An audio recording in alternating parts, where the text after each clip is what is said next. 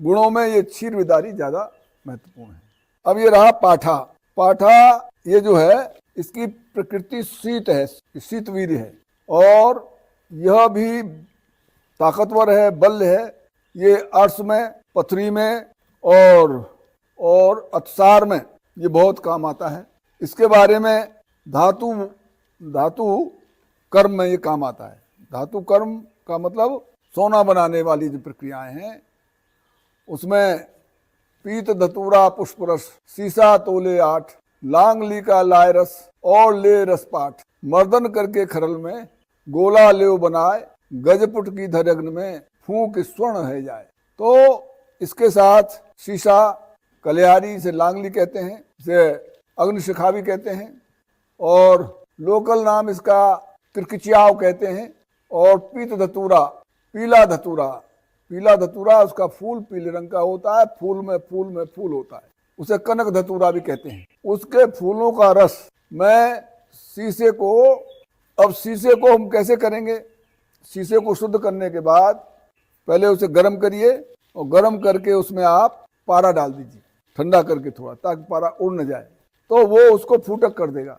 शीशा जो धातु थी मतलब, तो वो फूटक हो गया और उसमें मिल गया पारे में ही। अब उसकी भस्म बनाना आसान होगा। अब उसमें ये चीजें खपाई जा सकती। तो पहले पीत धतूरे का रस, फिर लांगली का रस, और फिर इस पाठा का रस, इस पाठा का इसका रस घोटा जाए।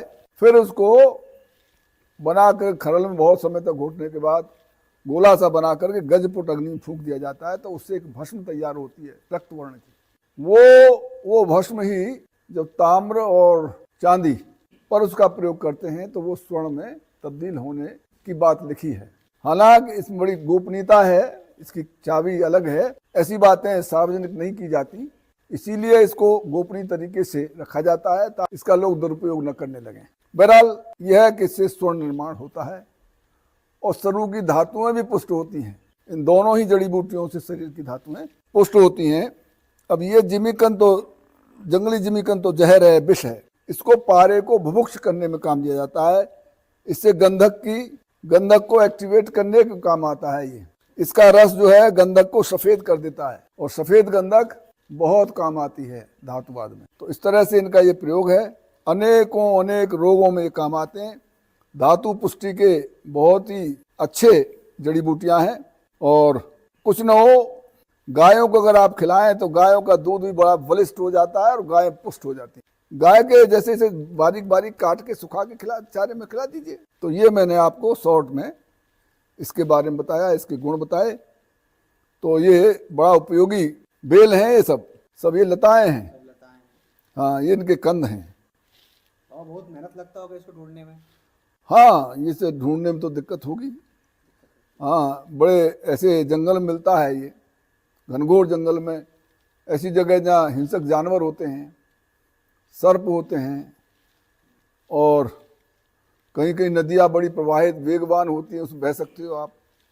खोदने में सर्प मिल सकता है, बिच्छू मिल सकते हैं।